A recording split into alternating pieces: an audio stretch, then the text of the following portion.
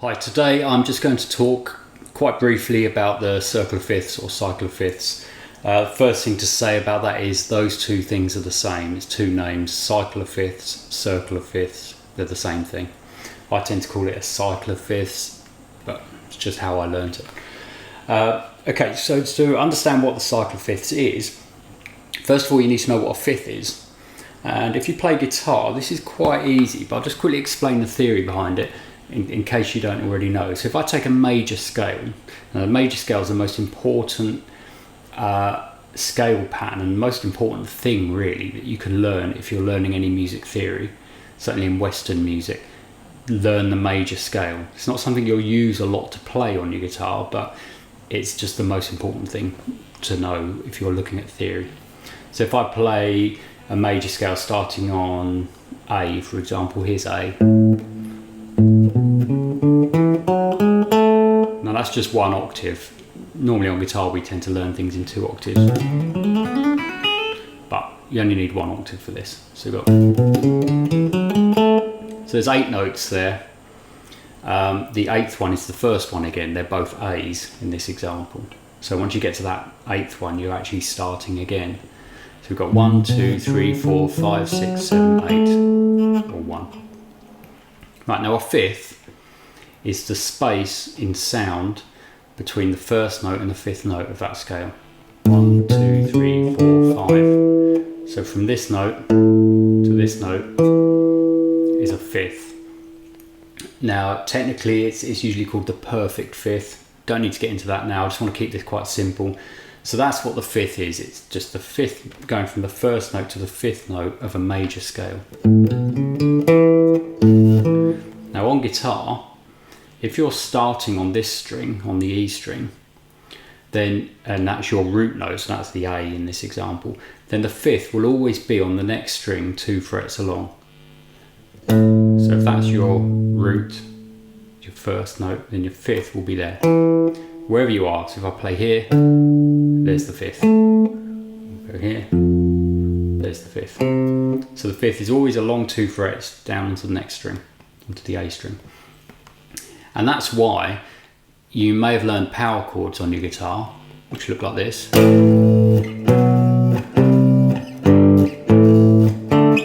That's why those power chords are written as 5s, like this is an A5, that's a B5. It's because they contain a root note, a 1 and a 5th.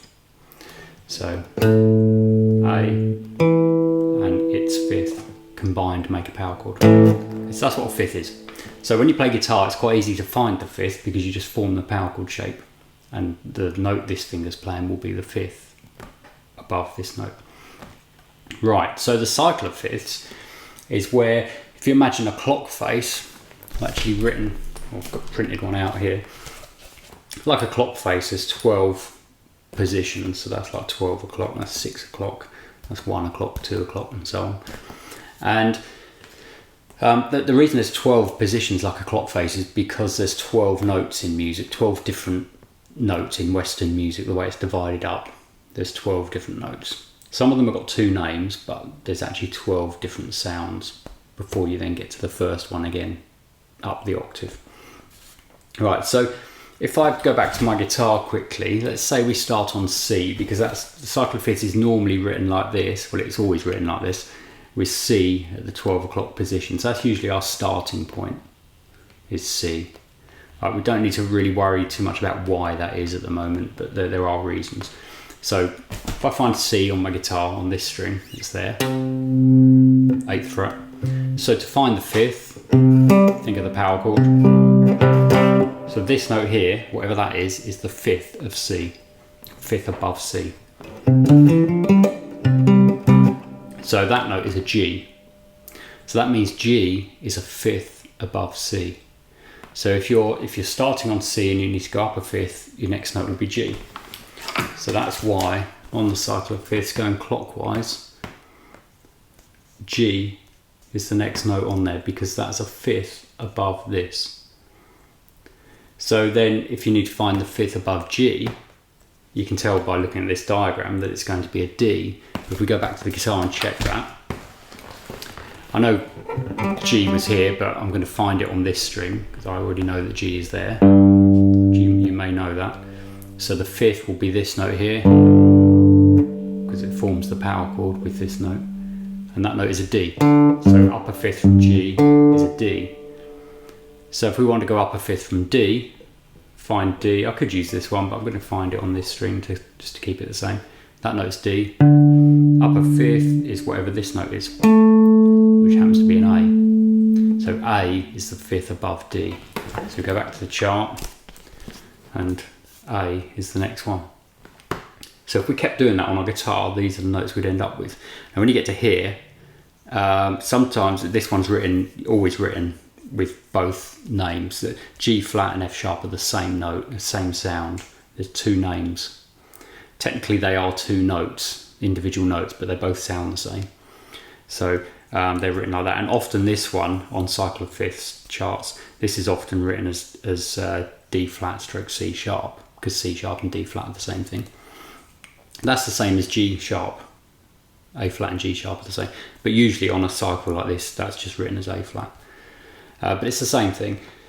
So going that way, you're going up a 5th each time. And that's what the cycle of fifths is, or circle of fifths. Now there are loads of reasons why it's a useful thing to know about and to understand, but that's something for several other videos, and there's a lot of information online, and other people have done lessons and things about cycle of fifths. There's loads, but I just wanted to do a quick one today explaining roughly what it is in basic terms, what a cycle of fifths is, or circle of fifths, and just telling you what a fifth is, just because you may not have already known that.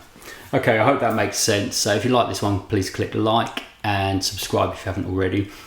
And I'll do a more in-depth lesson on the cycle of fifths and what we can do with it at a later time. Okay, thanks.